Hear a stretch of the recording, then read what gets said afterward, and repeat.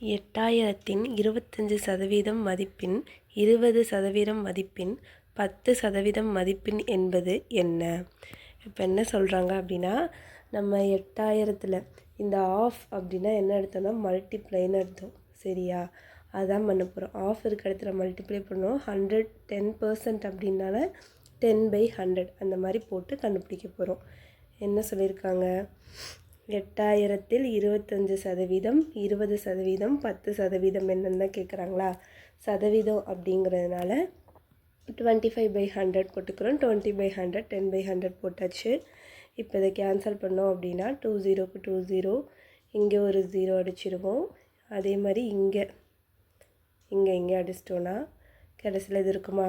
இப்போ 2 டேபிள் அடித்தா இங்கே 5 டைம்ஸ் வரும். இதை 5 டேபிள் அடித்தா 5 டைம்ஸ் வரும். பேலன்ஸ் 8 5 இருக்கா? மல்டிப்ளை பண்ணால் வந்துடும் 40 வந்துடும். இப்போ நமக்கு ஆன்சர் என்ன அப்படின்னா வந்துட்டு 40.